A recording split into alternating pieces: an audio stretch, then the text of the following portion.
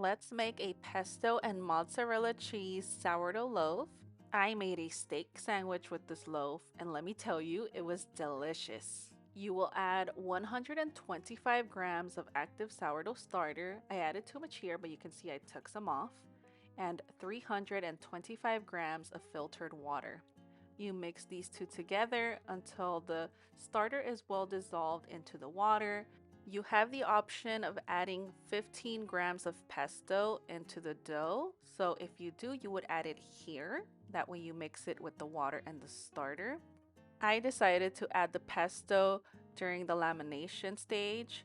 So now I am adding 500 grams of flour and 10 grams of salt. And I go ahead and mix the ingredients together until there are no big pockets of flour left over on our bowl. And as always, I am using my rubber spatula to mix my dough.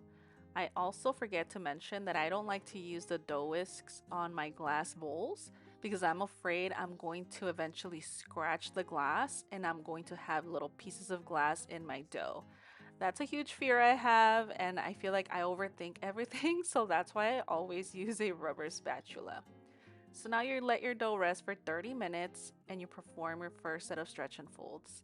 Here I'm just pinching the dough very gently, making sure that the flour is well hydrated. And now I grab the dough, I pull it up, stretch it, fold it over, going around the bowl a few times. And then I like to grab my dough, flip it over, and do some slap and folds.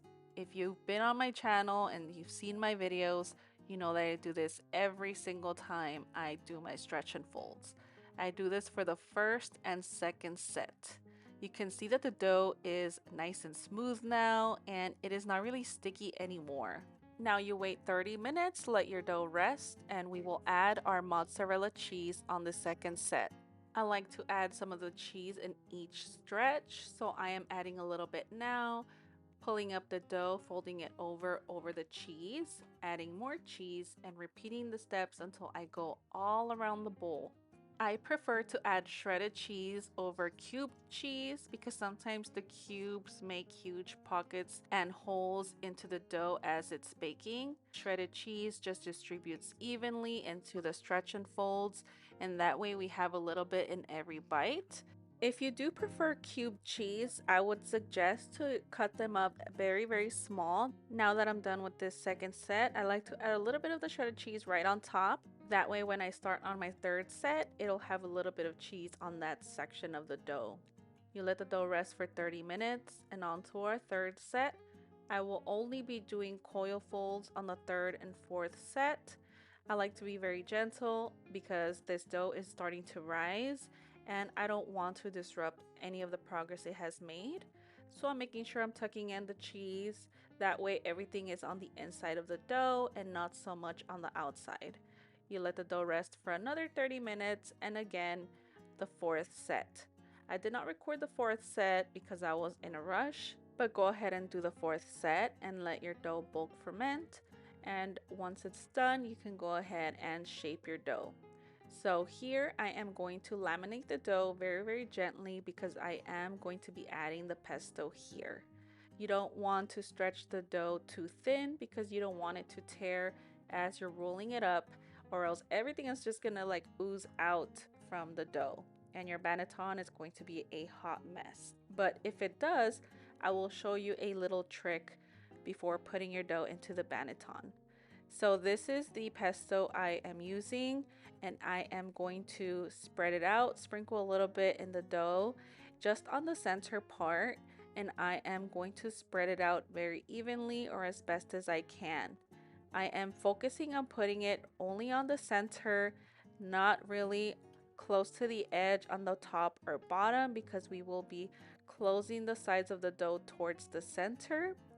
And now I decided to add a little bit of mozzarella because why not?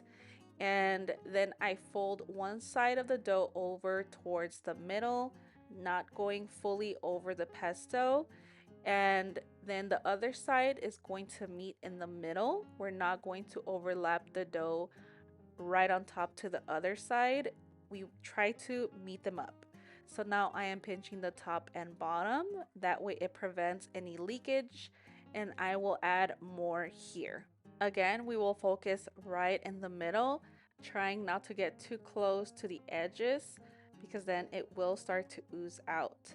And again, adding more mozzarella cheese over the pesto, and we will roll this dough up very gently, taking our time and trying to make sure to keep everything inside.